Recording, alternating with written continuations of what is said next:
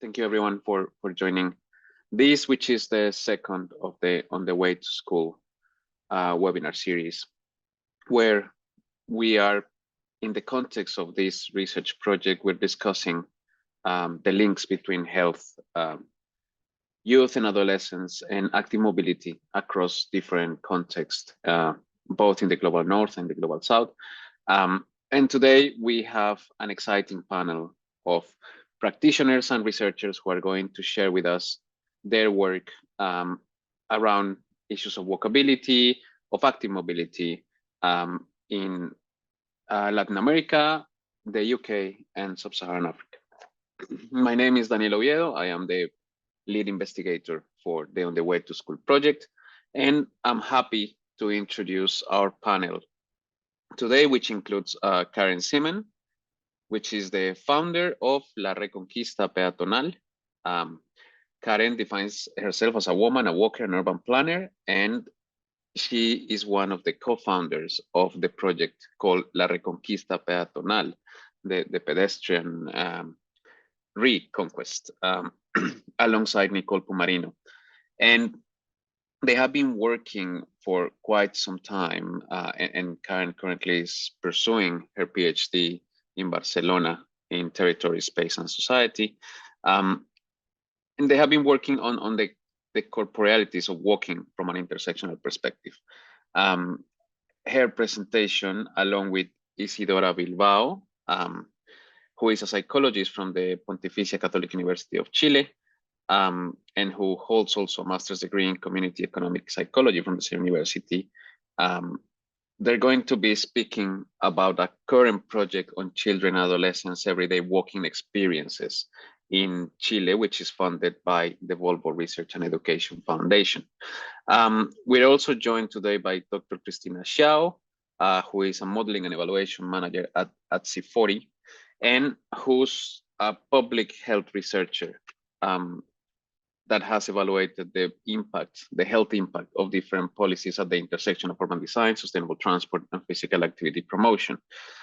She's joined by Dr. Olivia Allott, who is a research associate in population health interventions at the University of Cambridge School of Clinical Medicine. And she has been working for a while already in the context of her PhD studentship with the Behavioral Epidemiology Program, receiving funding by the NHR here at the UK, the School of Public and Health Research. So Olivia has a long background on health research, and she's been working as a research assistant at the University of Cambridge as part of the Families Reporting Every Step to Health study. Both of them, Dr. Xiao and Allott, are going to present the Children's Health in London and Luton study, where they're going to tell us about the effects of the ultra low emission zone in central London on the children's health in London and Luton, two programs, to see what's the impact on the children's health. Finally, we have Dr. Samuel Asiedu Owusu, who is a senior researcher fellow at the University of Cape Coast in Ghana. He's part of the Directorate of Research, Innovation, and Consultancy. Sami is an old friend from mine, who we're together part of the Interlink network, and he's very well recognized in the area of population and health, particularly working with children in terms of active mobility in the context of Sub-Saharan Africa. So we're going to hear from Sami about the case study of Ghana. So we have a very exciting roster of presentations, which are going to last around 15 minutes each, and then we're going to have some questions that I invite everyone who has connected so far to put your questions, your comments, and whatever reactions you have from our presentations in the Q&A, and we'll do our best to cover them all throughout the webinar. So before we start, I just wanted to give a quick context about the On the Way to School project, which is the project in which this series is embedded, where we're trying to interrogate the acceptability and impact and the feasibility and adaptability of active mobility to and from school interventions, which you can find in the literature as IMTS, as catalysts for two things: promoting healthy lifestyle practices and improving mental well-being in children and adolescents. In our case, we're working with children between 11 and 16. in two very specific contexts, which I'm going to tell you in a second about. And it's a project which is led here by the Development Planning Unit, which, by the way, is celebrating 70 years working for sustainable and just development in the Global South this year. We're working on the three pillars of diversity, inclusive participation, and health equity. And our case studies are in Bogota, Colombia, and in Maputo, Mozambique. So in Bogota, Colombia, we're looking at two programs, one which is called Cien Pies, Caminos Seguros, which takes children walking to school, and it has done so for over 5 years. And the Al Colegio en Bici program, which takes children to school by bike in a very fun and pedagogic way as part of caravans organized by the Secretary of Mobility and the Secretary of Education in Bogota, and which has done so for 10 years. So we are trying to understand what are the impacts on physical activity and mental well-being of those two interventions. And in the case of Maputo, Mozambique, we are going to be implementing a pilot of a similar intervention to take children walking safely and in a didactic and fun fashion to school and see what effects does it have on their physical activity patterns and their mental well-being. This is a very broad project which has a constellation of partners across the board, including well, us and colleagues in the Global North. So we can move to the next slide, please.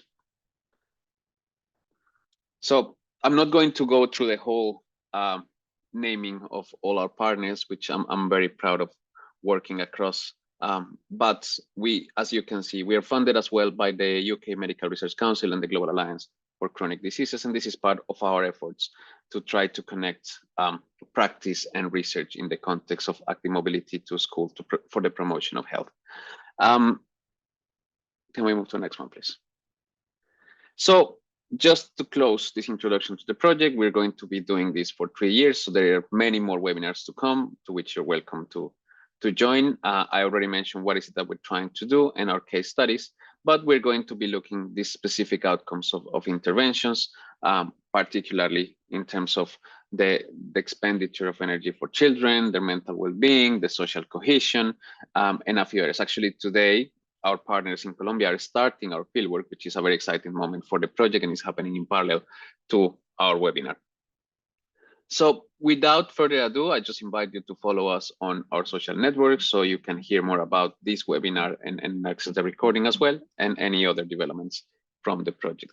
Thank you to everyone who has already commented. So Rafael has said that he's very excited to join us, and we're going to be sharing the further webinars webinar recordings in our website. So thank you for that. Right. So without further ado, I'm happy to share the floor with Karen and Isidora, who are going to tell us about their research in the context of Chile from La Reconquista Peatonal.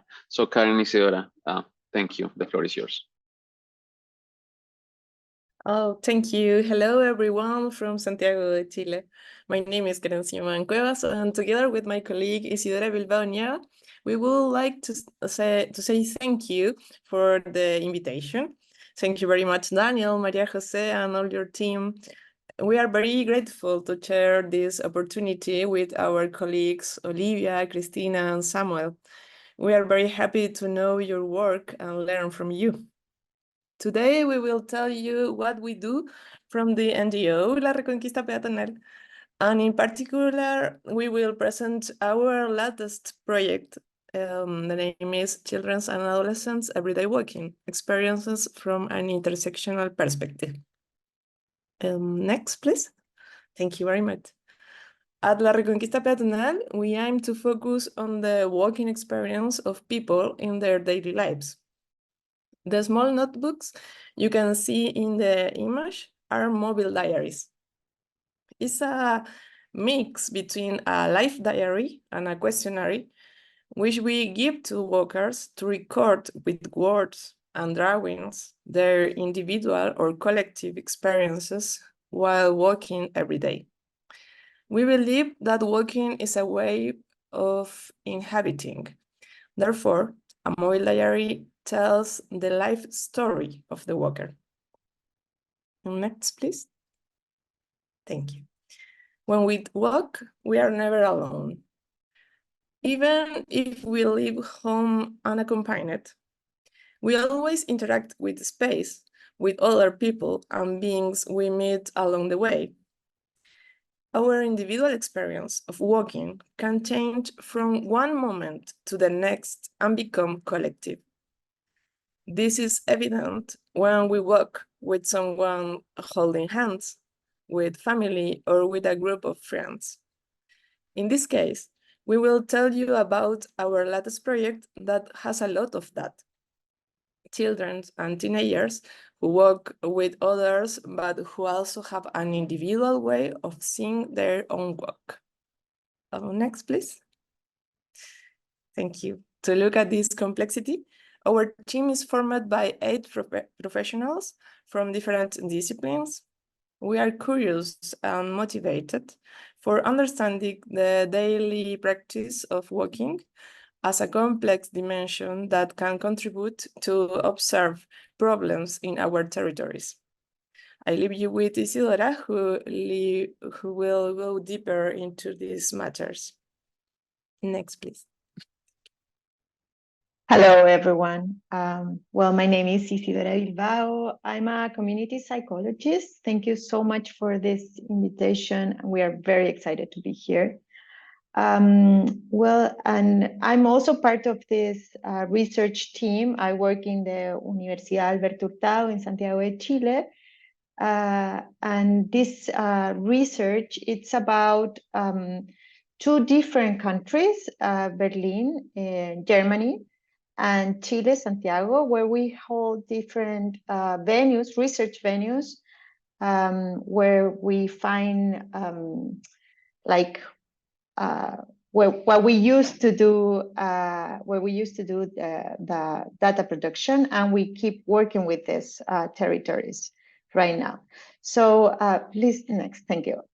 So to justify our study, everyone who works with children knows, and adolescents knows that they have experiences that are different than adults. So during adolescence and childhood, the experiences of walking on the city are quite different from what adults live.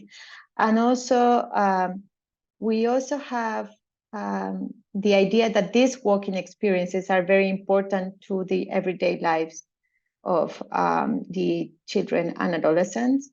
And because we work every day, right? And those kind of things are often neglected or are not considered when we study children and adolescents' well-being.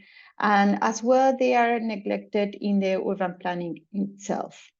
So the differences between the experiences of children and adolescents and the adults' experiences are also are quite determined by age, but also they are determined by other relevant social categories such as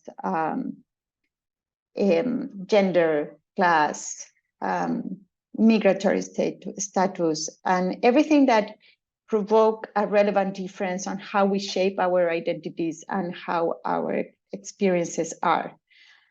And there is also little knowledge about the difference between walking and being a child or being an adolescent in the global South and in the global North. So the walking experiences of children and adolescents in a city in Europe or in Latin America are quite different, right? So these are, from there, we take our research questions. One is, how do children and adolescents of Berlin and Santiago describe their experiences of walking on a daily life basis? And how do they differ from each other? And then the second one that regretfully I'm not going to be able to talk about today is how does walking involve different forms of learning and sociality among children and adolescents from Berlin and Santiago. I'm not going to talk about the second one today because we only have 15 minutes and we have so many things to say, and it's very sad, but I hope we can keep you posted about those things. So first of all, it's important to say what do we understand by intersectionality, because it's something like it can become a buzzword in some cases. We take it from its Black feminism political origin that recognize how different axes of power intersect and co-substantiate each other and create differences in people's experiences. And also we take from intersectionality the very important commitment that they have to social transformation and to improve the conditions that people have to dismantling systems of oppressions at the end, right? So can you pass please to the next one? Thank you. So here we want to explore those intersections between class, gender, and age, among other relevant social categories. So we can understand how privilege or oppression emerge in urban areas while walking, and how these social categories are not separated from each other, but they co-substantiate one another. So for example, children have a very limited repertoire to defend themselves from oppressive urban conditions, and also quite less space for participation in the discussions of urban planification, for instance, urban planning. Also, sexism and adultism position specifically girls and also gender non-conforming children in a disadvantage to navigate the urban life, which affects obviously the experience of walking on an everyday basis. And also aspects of the urban context have different effects on children depending on their identities and social positions. They can feel safer or more unfit, or I don't know. They have like a bunch of implications in the everyday life. So this is how we work. First, we have like this, just very, very quick, just to know how we develop this kind of study. We start with a mobile diary theme. In this case, the theme is about the everyday walking and how children and adolescents experience walking on in their daily lives. And then we create a mobile diary that I have right here with me, which is, I don't know if you can see it or no. It's right here, and it has like different sections, right? And then you can open it, and it looks like a huge accordion, paper accordion, with different sections. We co-designed this with the teachers that we are going to work with. And then these are delivered to the students, to the participants, I meant. And then the participants can fill up these diaries in 3 different work sessions that we work with them. And then we also do a collective walk, because it's very different to experience walking all together from individual walking, right? And then we take notes about it, field notes about the whole process, and all these things come back to us, all these diaries, all these field notes and everything, and then we analyze. And then we go back to the community to share what we have found so far. Okay. This is more pictures about our data production process. That's the diary right there. Our participants, the next one, please. Thank you. The participants are 109 children and adolescents. We actually have 2 more, but then their diaries were completely blank, so we take them off from the study. They were age 8 to 18 years old, 72 girls, 22 boys, 8 non-binary, gender non-conforming, and 7 prefer not to answer.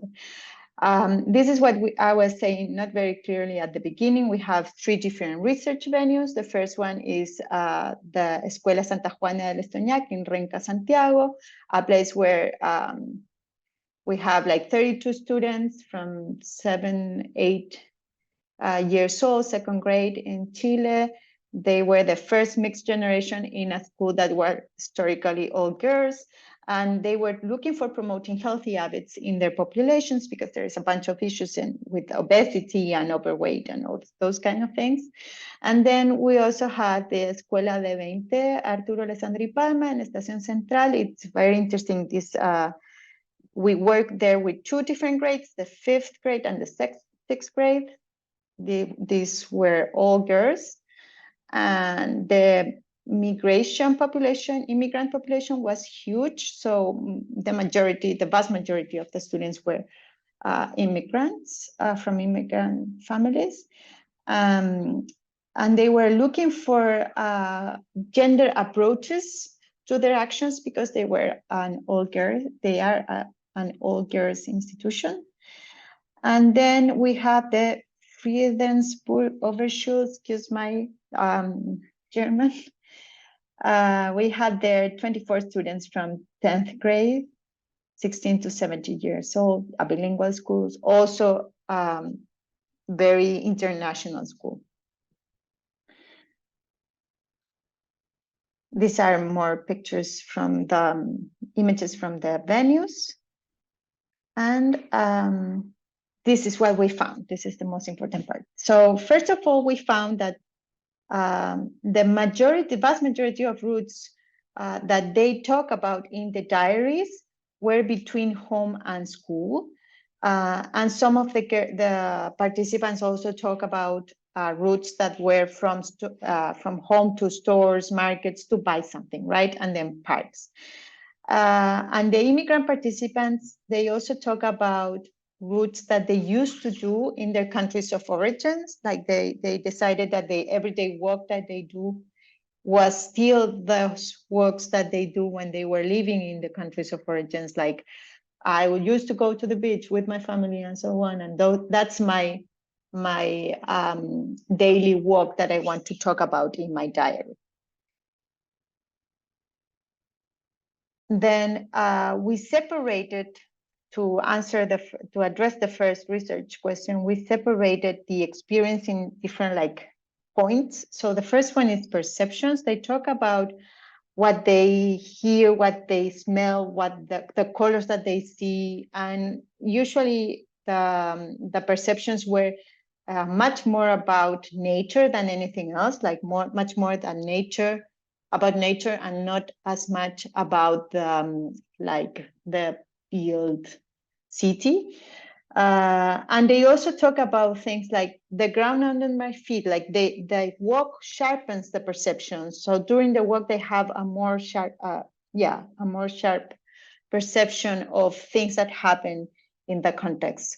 Weather and time was also very present then.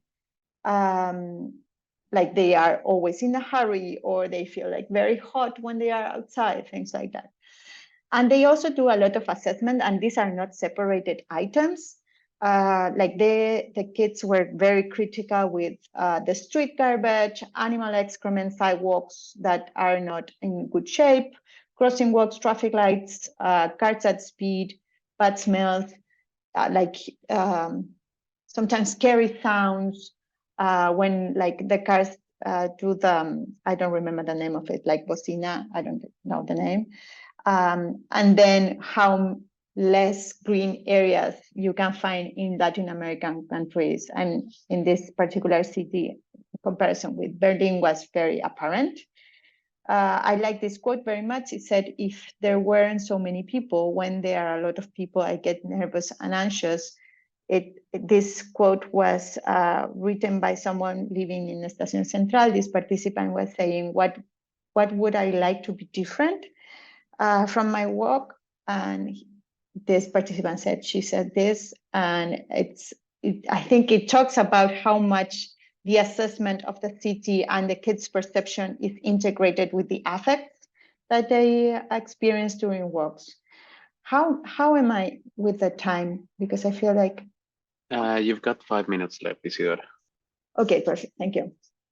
Can I see the other one? Thank you. So about affect and emotions, kids talk about calm, happiness, relaxation, sense of freedom, peace, and all these things we have seen in the literature before. But what we found that was quite interesting too is that all these were also non-unitary affects and emotions. Like no one just said positive things and that was it. Many of them make a very complex emotional assessment of what they experienced during the walks. And that was very interesting too. Like they feel calm, but also when the walks were very long, they feel bored, tired. They feel afraid that they might be robbed or rolled over by a car, or they are in a hurry and they need to go very fast, which was stressful. And so like these affects and emotions were very like mixed together, very nuanced, gray areas. I also put a quote here because I think it's interesting. When I walk, I feel free. I feel the world comes to a standstill. I am the only one walking, which talk about how walking, it's a moment for reflection, even for girls that are like, this girl is probably 12 years old. So it's very interesting what does walking do to the participants. Okay, and then we talk also about the embodied walking, like the body in the walk. I don't know how to say it better. And they talk a lot about the length and the extent of the walks, which was very important. A participant, like we ask in this diary that they put the name of the walk, like the daily walk that they do, put the name of it, like a title. And this participant said, "It's the endless story," which talks about how much tedious it was for him to walk every day. It was too much time spent walking, and it was like he didn't appreciate the walk because it was something that it means for this participant. It was very monotonous, right? And sometimes music or being accompanied with someone else was helpful for them to feel more like, or less bored. And also they talk about other things too, like walking is good for health. We have the opportunity to breathe fresh air, to have a good body, which was very interesting in terms of gender. And I'm going to talk about that in a little bit. And then walking and running and playing and jumping was all in the same package for the youngest participants, like all together, like all the things that you do when you walk. And also human and non-human relationships were very present. They talk about the connection with the environment, especially with nature. Like they hear animals like dog barkings and mewing cats and singing birds. And then they have like encounters with animals. And we saw that too when we work with them in the collective walks. And it was very interesting to see how much they get worried about the stray dogs and cats that are outside, and they want to pet them and feed them and give them water and things like that. And they also carry with them a bunch of things: water bottles, caps, toilet paper, and other things like clothes, specific clothes, bags full of things and things like that. And then we talk about in our analysis about gendered practices and how all the things that I just said are related or specific in terms of gender. Sometimes the objects carried by girls were like mirrors, makeup, headbands, and things like outfits. And we also make another connection that was that these objects were also related to body itineraries, which are the routines of self-caring and personal presentations that they prepare. So a girl in Berlin talked about how much time she plans for the day at the beginning of the day before going outside to work, to think, how am I going to be seen by others when I'm outside? I need to spend time deciding my outfit, planning for like my activities on the day, and the clothes that I need to have with me, and the makeup, and how much time I'm going to spend doing makeup so I can go outside and people can find me and see me in a certain way. And these are very related also to gender stereotypes, which are quite related to the ways that we want to be seen in public spaces. And then those have a bunch of difference depending on age too, because we start seeing all these makeup things more or less at in 6th grade in Estación Central. Before that, it was quite absent. And also we want to talk a little bit about mothers and care, because many of the diaries were talking about going outside with someone else. If you can go to the next one, I can thank you. And they talk about how they spend times with the mothers when they are outside, and how the moms are the ones that are usually in charge of walking kids to the school. And they fill diaries with hearts and mamita and things like that, because they love the moms and they spend times with the moms and everything. But that also talks about gender practices, because they are usually the moms, the ones that are in charge of walking kids to school. And here we want to highlight that the context is impossible to separate from the identities and experiences of the participants. What we learned from this project is that children and adolescents are far from being an homogeneous group of people. Younger children seems to have a much more positive experience and positive than older participants. Oh, okay, sorry, I'm very late in this presentation. And well, and then we find also the importance of other things, infrastructure like public restaurants, or like very well-designed public spaces, so they can know where to cross, walk, or not, which was present in Berlin and was absent in Chile, in Santiago. So I think I'm run out of time. So that must be the most relevant things. We have so many things, additional things to say. Maybe we can show the last one. It's not that one, it's the next one. Yeah, so you can find there our Instagram and contact, and I hope you can be interested in this. I would be happy to share whatever we can find in the future with anyone who wants to be who wants to know about this project. Okay. Thank you. Thank you. Thank you very much to Isidora and Karen. It's a very exciting project, and I'm sure everyone will be happy to continue hearing about everything that you've done. So we love the diversity of methods and sort of the intersectionality lens, which is so needed in this type of studies.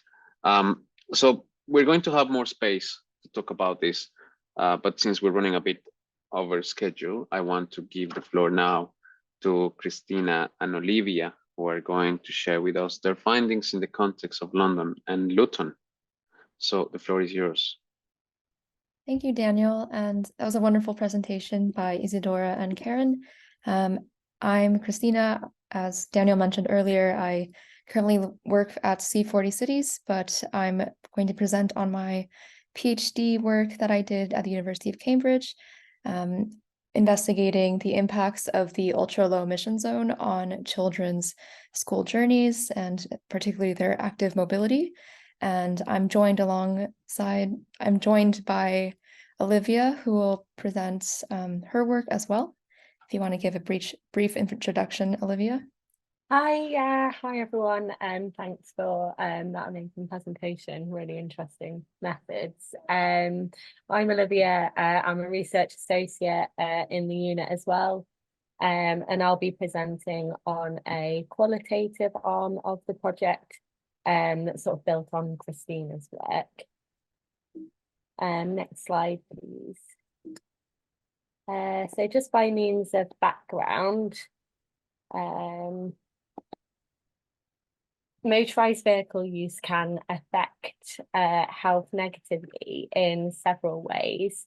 It contributes to elevated air pollution levels and through driving being a form of sedentary behaviour. And children are particularly vulnerable to the effects of air traffic emissions, and that's due to their rapidly developing immune, neurologic, and lung systems and higher ventilation rates. And some associated health outcomes include stunted lung growth, delayed cognitive development, obesity, and physical activity. And we know that these health risks can accumulate over the life course, and that can lead to the development of adult chronic disease, disability, and premature death. And current research suggests that multi-sector systems-based community design approaches towards less car-dependent, greener and urban cities are among some of the most sustainable and cost-effective strategies to improve child well-being. Next slide, please. Yep, so if you can click, yep, great. So one of the proposed strategies to reduce traffic emissions in cities are clean air zones. The definition of clean air zones can vary depending on the context, but in general, it's considered as a geographical area where the access of the most polluting vehicles is regulated. And the aim of these zones is to reduce different types of air pollutants and greenhouse gases. And this can take the form of restricting the most polluting vehicles from accessing certain parts of the city by charging them. And as you can see in the map to the right, clean air zones can be found in cities all over Europe. And looking at the bar chart to the left, one study in Madrid found the low emission zone that was introduced there decreased private vehicle use and increased alternative healthier modes such as public transport and walking and cycling. If you could go to the next slide, please. So we are focusing on the ultra low emission zone in London, which was implemented in April of 2019. And it started off by being first introduced in the figure, the red area. And it was subsequently expanded in 2021 to the blue area, and then 2023, which can be seen in the green area. And for the purpose of our studies, the quantitative work that I conducted focused solely on the initial ultra low emission zone, which was limited to central London. And Olivia will be talking about children's experiences when the ultra low emission zone expanded in 2021. So the ultra low emission zone, or ULEZ for short, operates 24/7 all year round, and vehicles must meet strict emission standards or otherwise pay a hefty charge. Next slide, please. So before we started our research, we had an idea of how the ULEZ might be working based on existing evidence on other travel policies and physical activity behaviour. And that was that the ULEZ makes it more expensive to drive the most highly polluting vehicles. This might promote a switch to active travel modes, reduce car use, or buying new vehicles which may meet the emission standards. For us, most interest to us was that it's likely to promote the health behaviour of switching to active travel modes. And this has implications not only for reduced pollution because of decreased car use, but also for increasing opportunities for physical activity, which we know have positive health impacts. Next slide, please. So in order to explore this, we examined how the ULEZ affects children's health by studying changes in their travel patterns across 2 studies. So Christina's line of work aimed to assess how the ULEZ impacted the likelihood of children switching to active travel modes for their commute to school. And then in the research that I'll speak to, we aim to understand how the ULEZ could influence behaviour and impact health outcomes during the journey to school. Next slide, please. Yes, so for the methods for the study, it's a natural experimental study with prospective parallel cohort design. And the population of children that the study recruited included around 3,000 multi-ethnic children aged 6 to 9 attending primary schools in central London and Luton. And Luton served as the comparison site to help ensure that the changes to children's active travel that were observed was due to the ULEZ itself and not to other factors. And this comparison site was chosen based on both cities sharing similar demographics and air quality characteristics. Next slide, please. And for the quantitative data analysis, we used 4 different models. The first was to statistically analyze how the ULAs affected whether children changed between active and inactive transportation modes. The second factored in additional variables like child age, ethnicity, gender, their parental employment, family car ownership, crime rates, and area level deprivation. The third accounted for clustering at the school level, and the fourth looked at whether there were potential differences between children who lived further from school or nearer to school in terms of whether they were more likely to change their travel behavior. Next slide, please. Christina. In the qualitative study, we used purposive sampling to recruit children at this point aged 10 to 11 and their parent and guardian from the London arm of the Chile cohort. And we also recruited children's teachers, based on their knowledge of school-based travel behaviour and policies. And with our participants, we conducted in-person and online interviews.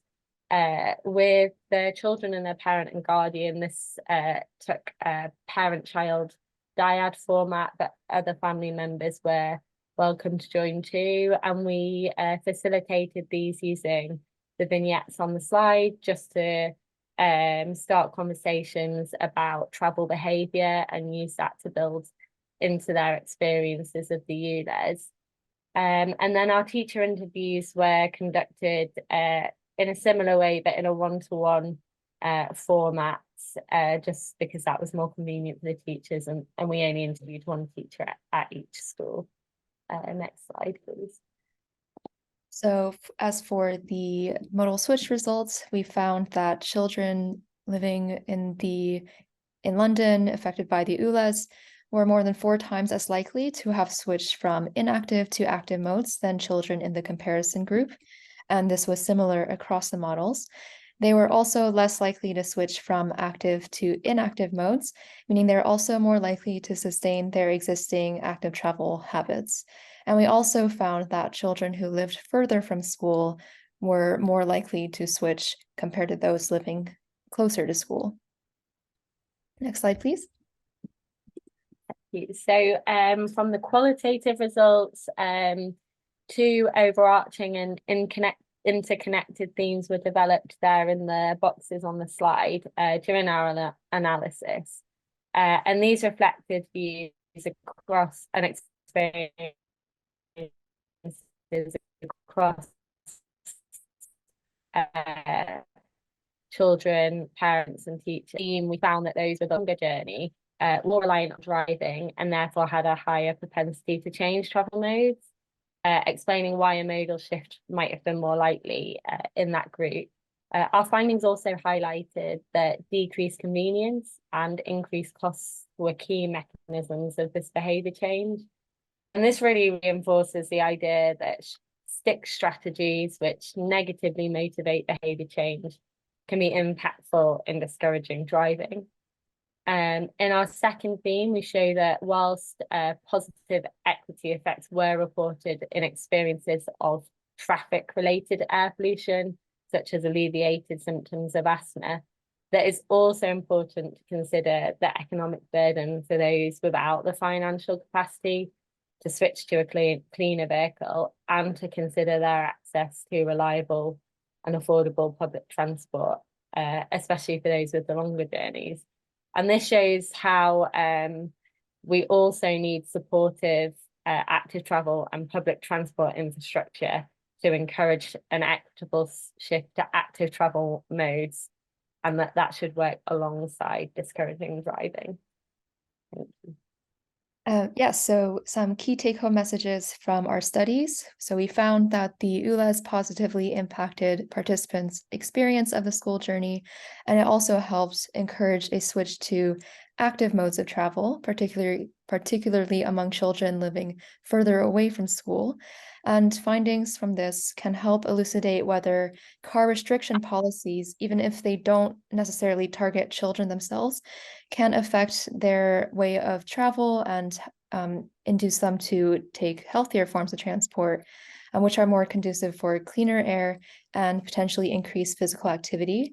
And policymakers can thus benefit from the knowledge that transportation policies may positively affect travel behaviors in more vulnerable populations, such as children. Building on this, the experiences of our participants highlight the capacity for the ULEZ to both narrow and exacerbate socioeconomic inequalities across different travel contexts. And again, this just really reinforces the need to implement such schemes alongside the provision of accessible and affordable alternatives to driving. Thank you. Next slide, yeah. Yeah, this is just to say a huge thank you to our collaborators. This work could have been possible without their help, and our contact details are to the right if you have any further questions. We'd be happy to connect. Thank you. Thank you very much, both, and thank you for keeping so strictly to time. I didn't have to say anything, which is fantastic. So great presentation. So we start seeing some contrast between the two, also in terms of the methods and how to mix in quant and qualitative methods. I love your illustrations in both cases. Everything that has been graphic, I'm just fascinated. So I invite everyone to share any questions via the chat or the Q&A. I already put in the chat, but please, we are happy to start responding before the Q&A. With that intro, I'm happy to invite Sami to speak to us about the experiences of children on the way to school, walking in Ghana. So it's great to be able to share this experience as well from Sub-Saharan Africa. So Sami, please go ahead. The floor is yours. Thank you very much, Daniel, and thank you very much to my colleague presenters for the good job done. So once again, good afternoon from here to all our audience. So as has already been introduced, I'm presenting on children experiences on their walk to school. Next slide, please. Okay, so in Ghana, contextually, walking is usually the dominant mode of travel used by children and adults to almost every part of their routine endeavors. So for instance, to school, to market, to church, to mosque, social gatherings, playgrounds, whatever. Most of the children, their available means of transport is walking. So it's more or less like walking is seen as a punishment for some of them, more or less in the context of our humid environment where the sun is scorchy, sweating, and then when it also rains, no places to hide and all that. But then in terms of empirical research, empirical academic study, analysis of children and young people transport and mobility needs and challenges remained low in Ghana.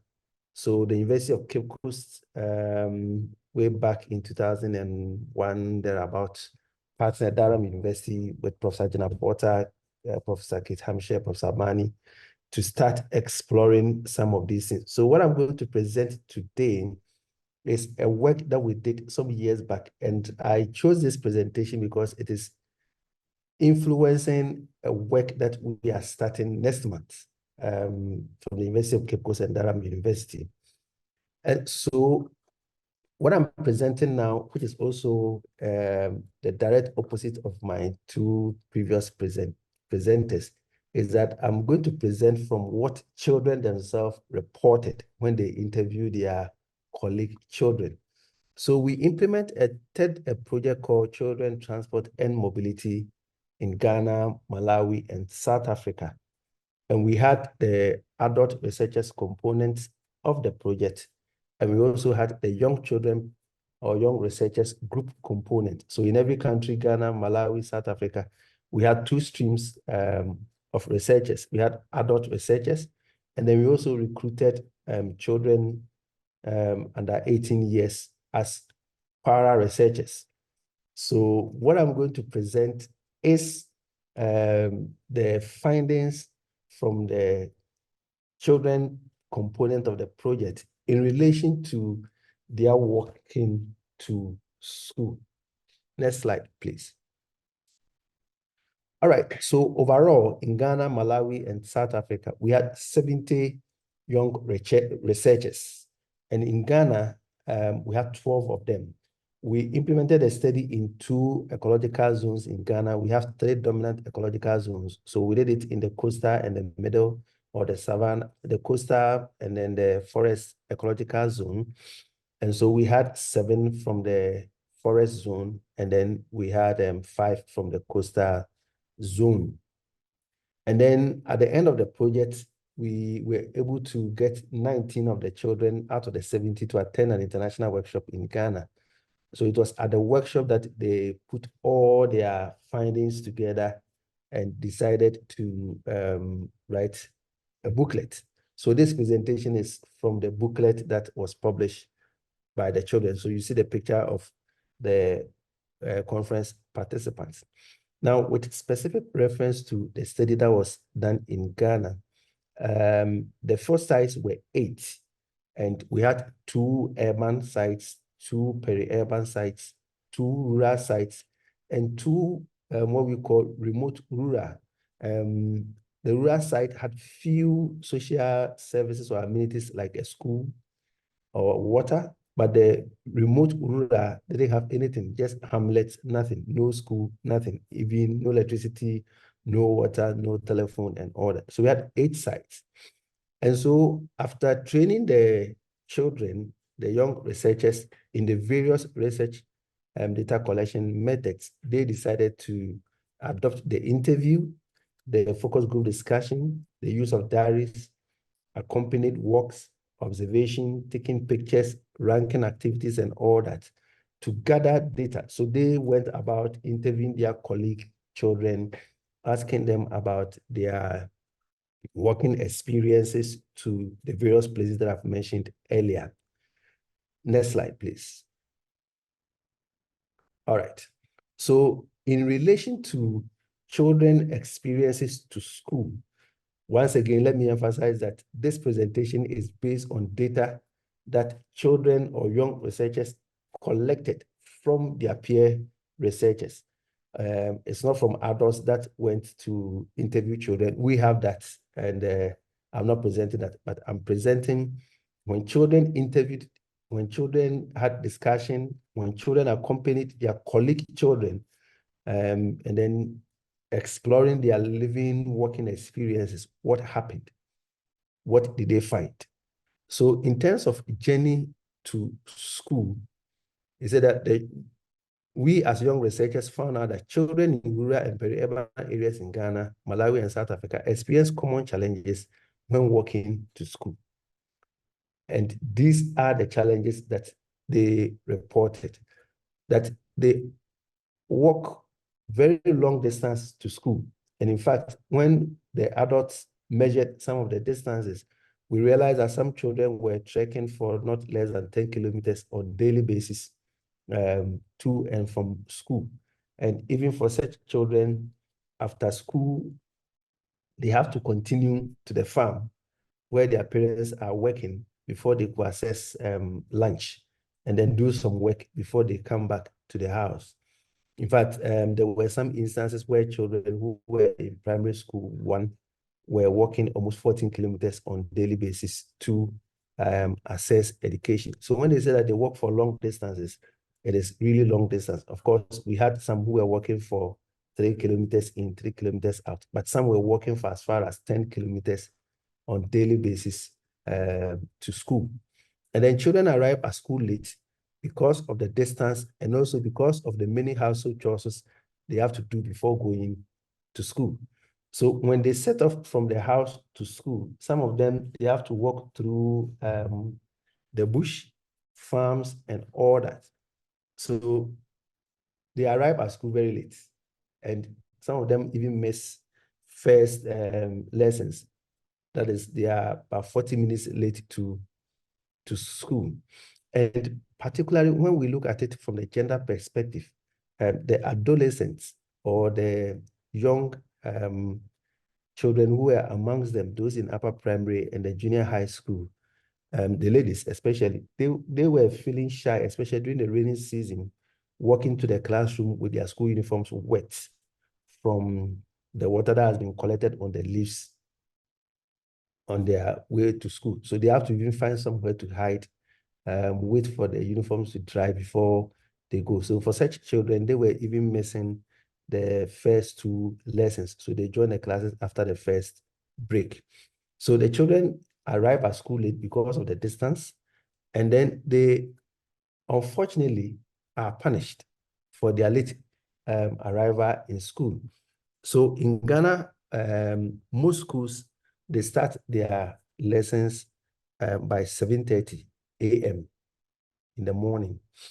And so to encourage punctuality and to encourage early reporting to school, normally they conduct roll call. That is, at 7:30, how many students were there? Those who will come after 7:30 are deemed to have come late, and various forms of punishment are prescribed. It's not that this practice is going down. But then, because of the long distances that some of the children walk to school, they always miss the roll call at 7:30. And they are punished for that.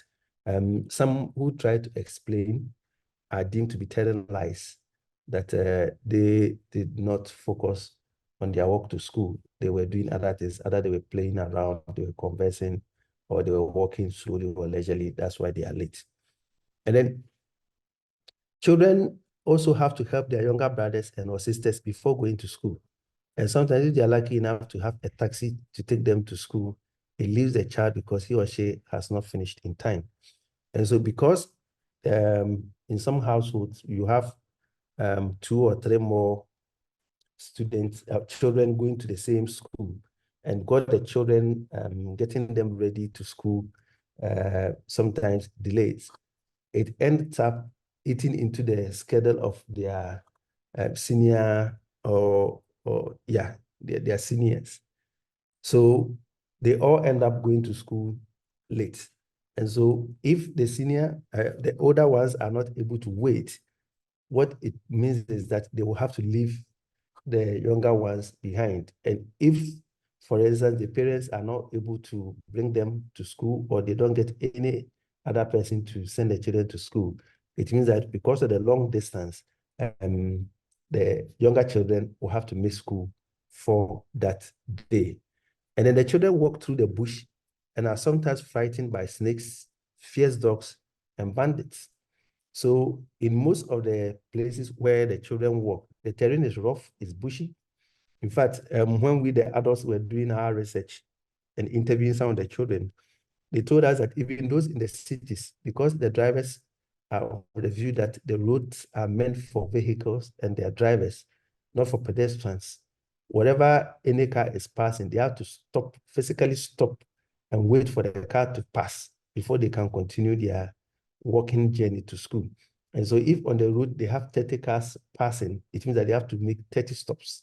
And all these stops at least take 10 seconds, 20 seconds, and all of them cumulatively affect their time of arrival in school. And then some of them also indicated that whilst they are walking in the bush, they come across other things like snakes. And then there are some who also crosses cemeteries, like from one end, where their houses are located to where the school is. They have to pass through cemetery before they get there. And for those who are afraid and are walking alone, either they have to wait at the edge for an adult to pass and then they accompany, or they have to stand, meditate, master courage and all that before they're able to speed or ramp speed past the cemetery before they can continue. And all this also introduce some kind of fear, some kind of anxiety, dislike, or unpleasant experiences when they wake up in the morning to prepare to attend school.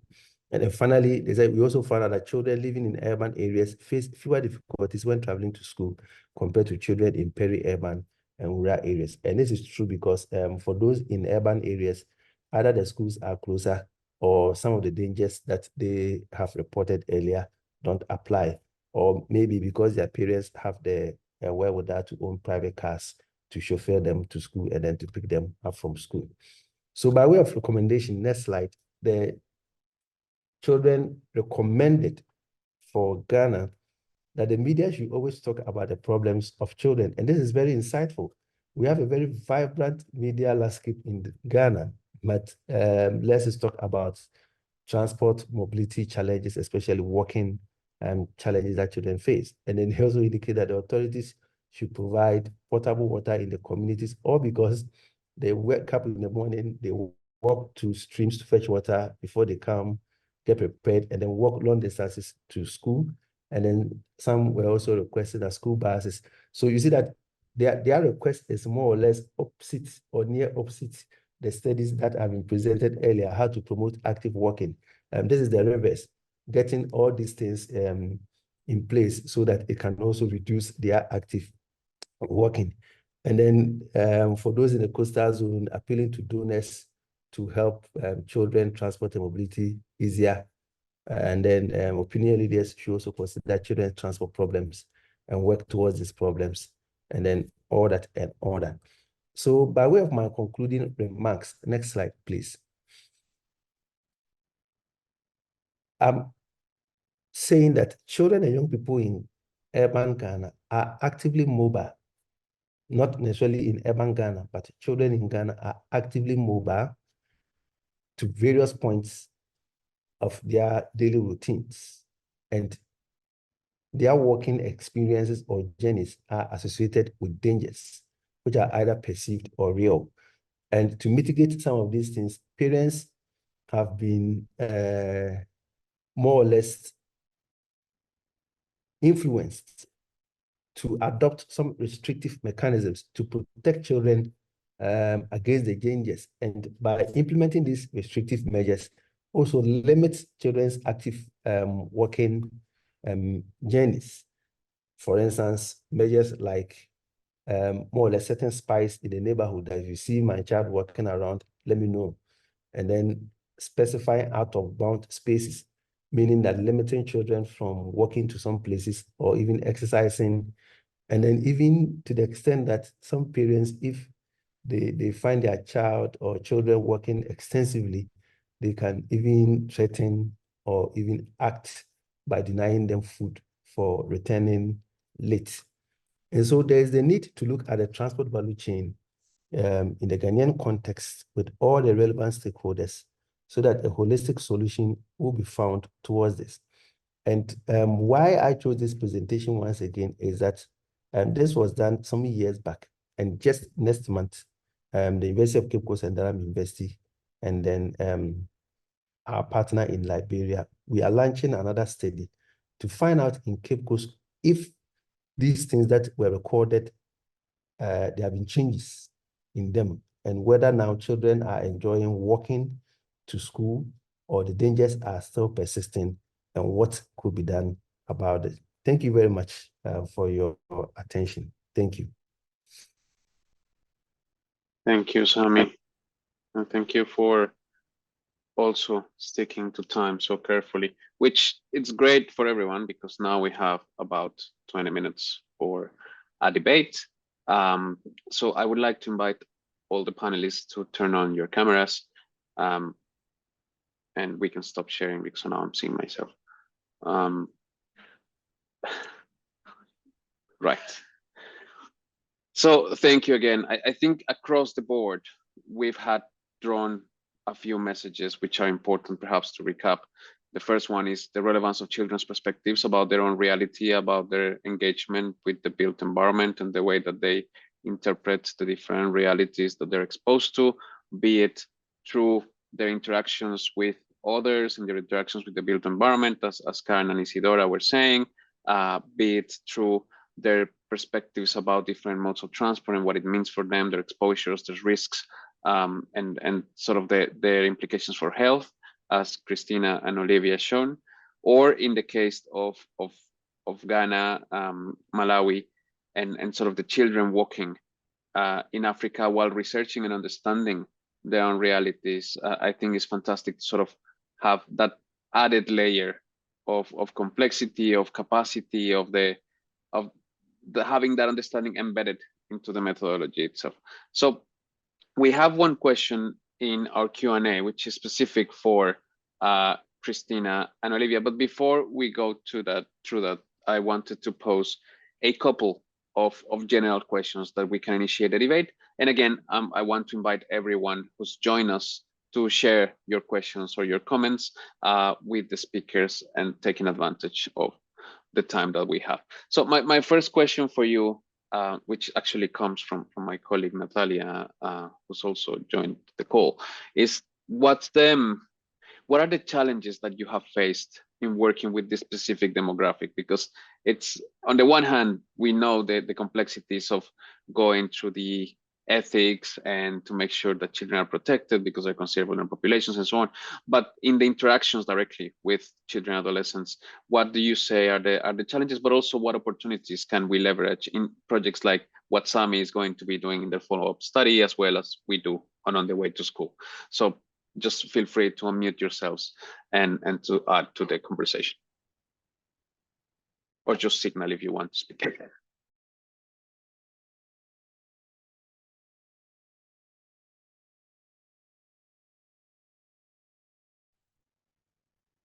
Well, maybe let me start.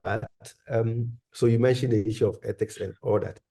But for me, as more or less as a parent or as an adult researcher, when talking with these children and then narrating their problems regarding just walking and how it restricts more or less their ambition and desires, and being unable to more or less provide the quick solution that will fix it for them, makes it more depressing for me.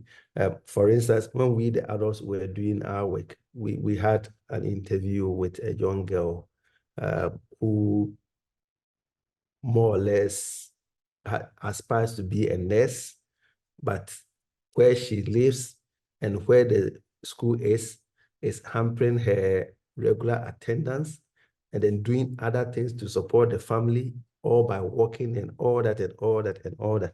And more or less seeing her dream being crushed just because she's unable to access the basic services that will allow her to get the opportunity that she desires. It makes me, as a researcher, as a human being, feel so bad that I wish I could get a quick fix for them. But as a poor academic, what else can I do to share my findings with policymakers? And yeah, I mean, you're doing a lot, and you're actually bringing in a very important point, which is what is our role as academics in doing this, but also the importance of empathy. I mean, in the papers, it might feel that our models are statistically significant, and that's probably all that matters in some disciplines. But the truth is that there is a huge and very important lived reality behind everything that we're researching, and have been able to understand this, as Sami was saying, that you get moved. It moves you to be empathetic, and in the interpretation of our results is something that is very important. I don't know if Olivia and Christina, you want to say anything about your methods and the way of engaging with children, and sort of what lessons does it leave? Yeah, I can definitely speak to that, and just building on Samuel's reflection as well, is that it was something that was difficult in interviewing families in our study, was just establishing my role as the researcher as well. I think that a lot of the cohort were living in quite socioeconomically deprived circumstances, who were really heavily impacted by pollution. And I think that they were really looking for someone who could directly help them sometimes within the interview process. And I think that was really hard to navigate as a researcher, because that wasn't my role, and I couldn't provide them that immediate support. So yeah, that was an interesting reflection as well. And then, sorry, was it just in terms of were you asking about barriers of engaging with young people? I guess a key reflection from my experience of parent-child dyad interviews, especially about something that's a really political topic, was allowing or facilitating the young people to be able to express their opinions separately from the parents. Because the parents often had quite strong political views about how the ELES was being implemented. We had to quite carefully structure our schedule so that we gave young people the opportunity and facilitated their views before their parents, just to allow that to come through separately. Yeah. Thank you, Livia. Very important also to recognize the politics of everything that we're talking about and the role of the parents. Absolutely. Isidora and Karen, do you want to add anything to this conversation about the barriers of the learnings that we get from interacting directly with children and adolescents? Sure. I know, Karen, do you want to say something first? Or, okay, just open the mic and You first, Isidora. Okay. Thank you. So for us, I think one of the most critical things was to like there is a lot going on when you walk on the street or you see the kids for 3 weeks in a row, and then they feel like they were just incredibly easily bonded with us. And that was kind of problematic because in a way we knew that our project has a start and an end, and then you have to try to create or not creating the expectations of being forever connected or like forever there to hear or I don't know, like staying with them, because yes, it's something that it just spend a moment with them. And but at the same time they were just eager to participate, to like connect with us, and that I think it was kind of hard. And then for us the solution was always to be like quite like caring and everything, but at the same time trying to reinforce the role of the teachers that were there in the institutions, and working with them during the whole time. That was very I don't know, it enriches the project a lot, but at the same time we can see how tired and how much burden they have to carry with them every day. Like they just hear a bunch of problems, they have a lot of work to do, they don't have the tools sometimes to like create the conditions that they want for their children. So I think the continuity of this project has been to thinking about new projects that we can have with them, so we can keep making them company so they can do a better job with the kids themselves, and have more research, have more tools, have more like things to, I don't know, resources in general, right? Mm-hmm. Oh, thank you. I think that's very important, and in a way, I think it's also speaking about our responsibility as researchers, and of course, bonding and empathizing with the children that are participating in the research, but also, I mean, trying to maintain that distance, which also sort of can help. Sorry, moving things along towards a more action and sort of debate and reflection. Something that you all said, which is wonderful, a wonderful way to start with them, the questions from the public, is that in all these spaces we're talking about active mobility for children, but there is a question from Govika Murali, who says, well, it's great to know that we can achieve active mobility, especially for adolescents at this age, but how do you see the challenges when technology, particularly the virtual world, is very interesting for them? So what ways and what spaces in the city can be leveraged or can be addressed to improve the development of adolescents, particularly from a perspective of active mobility. So I leave that open for you to address that question in whatever order you prefer.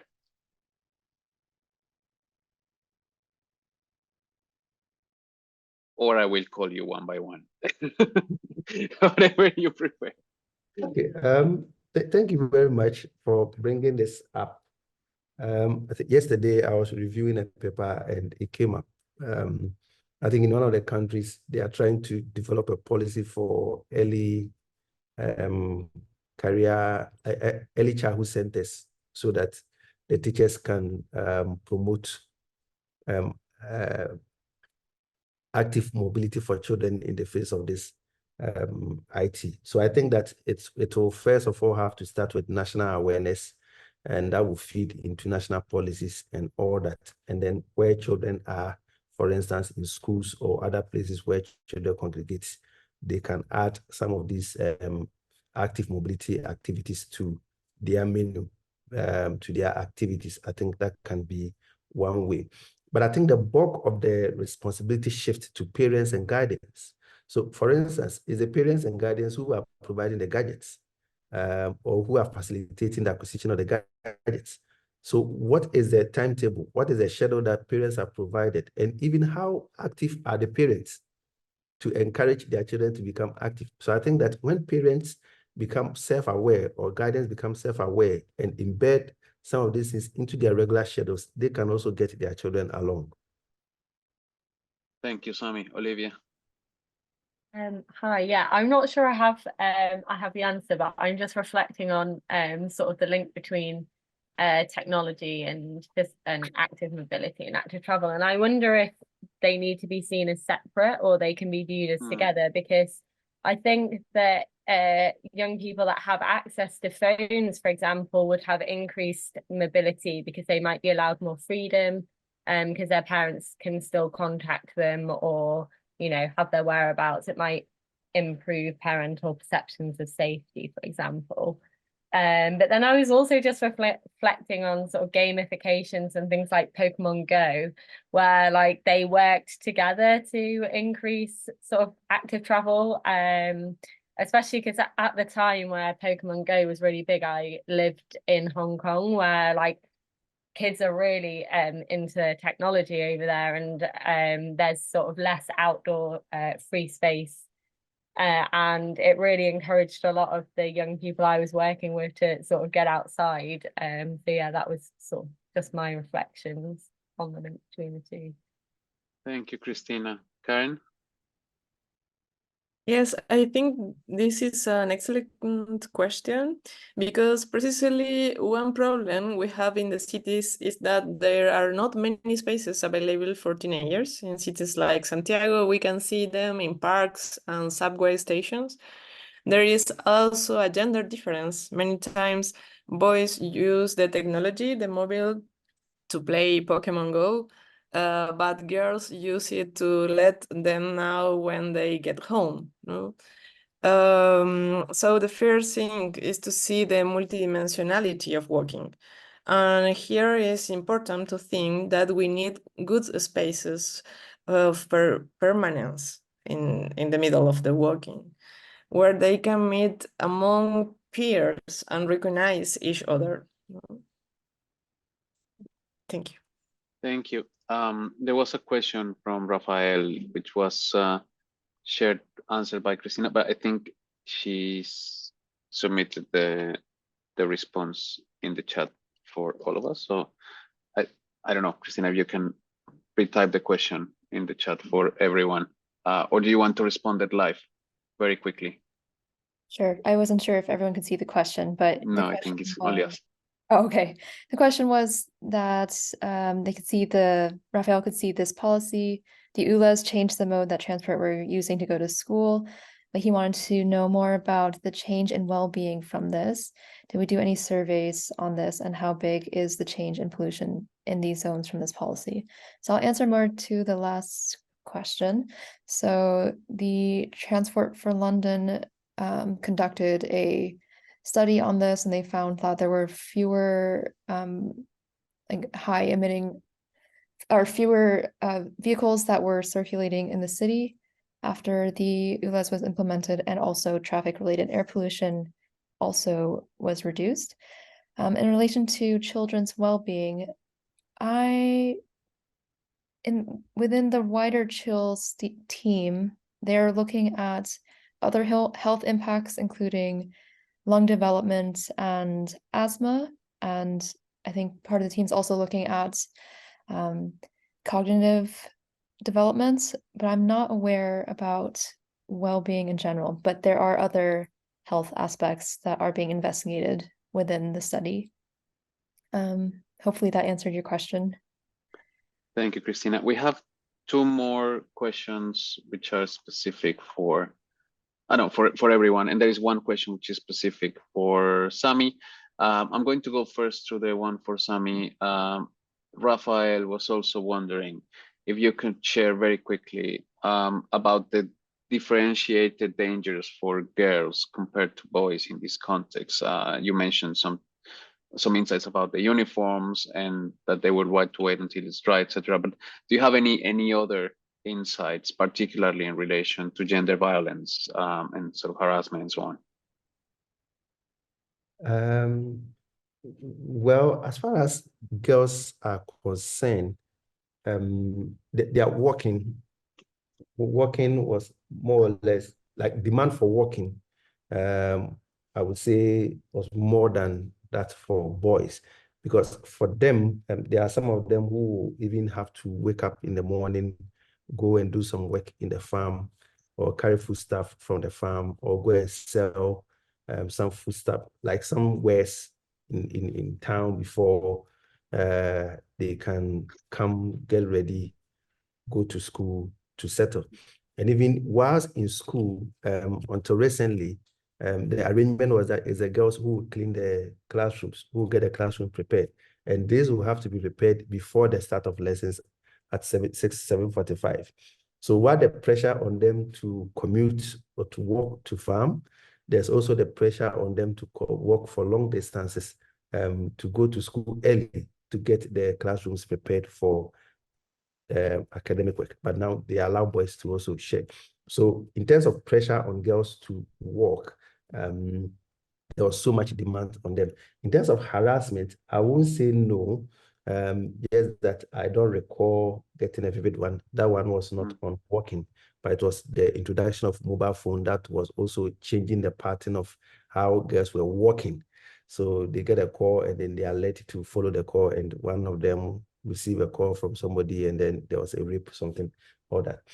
So as a coping mechanism, what most of them they do is to work in groups and from school, and that gave them security. At least that also gave them some comfort as they walk along together. They crack jokes, they play, they share their suffering together and all that.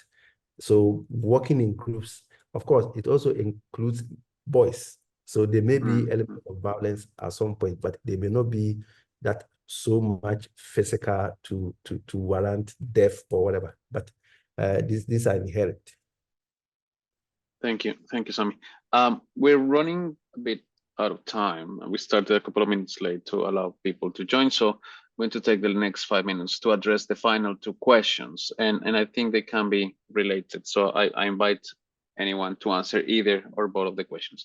The first from Susanna is very important, is whether the children and adolescents you were working with when we were talking about either their experiences of walking, their exposures to different risks and so on, particularly the environment, if they were already aware of the issue that you were researching, or this is something that was pointed out to them, like this is what we're doing, like a bit of the influence of us as researchers in bringing topics to them, or is something that was already in the agenda?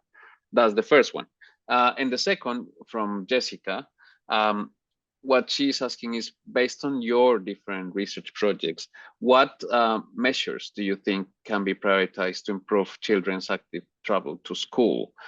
Is this about infrastructure, regulations, education, or a combination of everything? So very quickly, the two questions. The first one is, was this important for the children when you started researching it? Did you perceive that this was already in the agenda? And the second is, what could we do to improve the conditions for active travel for children in your different contexts? So Please, the floor is yours. Or I'll call you. I can speak to whether the young people in our study were aware of, is that right? Whether they were aware of what we were exploring before. So for us, yes, we had a group or members of the wider Chile team who went into schools, and they did sessions with classes about air pollution and how the ULEZ was being implemented. And they did sort of group activities based on that, on sort of how they might solve pollution in London. So yeah, they were quite, I think they were quite informed, certainly before it came to the qualitative interviews, but I think throughout the whole study there was sort of an education on or element of it as well. Thank you. Isidora, Karen, or Sami, do you want to add anything to either of the two questions? Yeah, yeah, I think it's a very, very interesting question because it connects directly with the ethical part of the research itself. When you ask a kid, a girl, whoever, about their daily lives, there is always the risk of like being too aware of things that are not necessarily like connected to their well-being, right? So, and that creates something too. Like it gives a different perspective of how everyday lives is and what can be changed and what cannot be changed by the person who is speaking. And I think that was very interesting. And another thing that I think it happened to us is that many of the girls weren't like very, they just hate walking. Like, and that was very, very like funny to see. Like, we made them walk maybe 2 or 3 blocks, and they were like, oh, we are so tired. And it was very like, I don't know, interesting to see them like changing their attitudes and their behaviors when we were working together, and then they just get to the park and they are just happy and like walking all over the place, not tired anymore, on the contrary, like full of energy. And I think that also creates some kind of difference in the participants. And I guess that's something that worth studying to be studied. Yeah. Thank you. Sami, do you want to add anything from your perspective? Thank you very much. I'll be snappy. So for me, I think it's both. They are aware or they are unaware. They are aware because this is their lived experiences. As my colleague Christiana will say, they are captive workers. They don't have an option. They don't have alternatives. So this is the route to school. And this is what you have to use on a daily basis until you complete that school and then go to another one. And then if you go there and you have to walk, this is a journey. So whether they like it or not, more or less, it becomes part of their daily lives. But then they become more aware when we bring the academic perspective into the whole discussion, that makes them realize that, no, this is something that has to change, or something that has to be done about it to improve the situation. And then regarding what should be done, I think in the context of Ghana, a lot can be done. But what I will say for now is that awareness of other road users. This morning, before I go to the office, I had a walk in my neighborhood, and I had to more or less guide school children to cross the road because no driver is ready to stop for them to cross. I always tell my wife and kids that if we who are aware because of this research that we are doing, if you don't stop for the kids to cross the roads, they will stand there and get to school late. So letting people aware that children have challenges crossing roads, children have challenges using the road that we have, will make a lot of difference before we even think about the structure, changing the lanes and all that. But just allowing them space so that they can also walk freely and safely is very significant as far as I'm concerned. Thank you. Any final 10-second input from anyone? I just wanted to hop in and say, yes, safety is perhaps, and especially that came up a lot in, in lots of contexts, especially regarding children's travel to school. Not only children's perception of safety, but their parents as well, because at certain ages, they're not old enough to walk to school on their own. So it's also buy-in from the parents that the route is safe. So, I mean, that is related to infrastructure and regulations like traffic speeds, removing space from cars, protected cycle lanes or improved pedestrian walkways, which, yeah. So safety, I would say, is very, very important. Thank you, Christina. Karen, final word for you. Okay, thank you. In our case, this discovery is fantastic because on the first day of school, the children made strange faces at us. What is this about telling them how we walk, no? But throughout the workshop, they began to participate more and more energetically. And when we did the last session, there were children who had made their own diary to continue telling their experience, or they were explaining to teachers who had not participated in the workshop that we were talking about how they felt in their daily lives, how they felt about their bodies, how they felt about their neighborhoods or streets.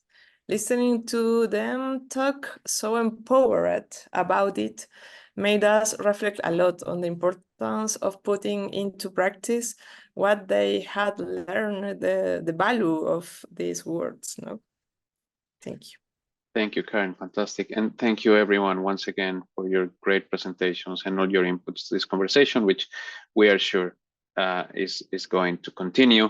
So it's wonderful to have all these different perspectives, and that's what we're trying to do as well in our project. So with that, just a final thank you to everyone that joined, and in particular, thank you to Maria Jose Arbeláez in our team On the Way to School for organizing the webinar, and to Alexander McFarlane at the DPU, who has been helping us with everything related with communications and the logistics of running this so successfully. So thank you, everyone, and we'll see you in our next webinar. Please be sure to follow our networks to find the recordings and share it with your networks as well. Thank you very much. Bye. Thank you, everyone. Bye. Bye. Muchas gracias. Bye. Thank you. Nice Have to a meet you great all. day. Bye-bye.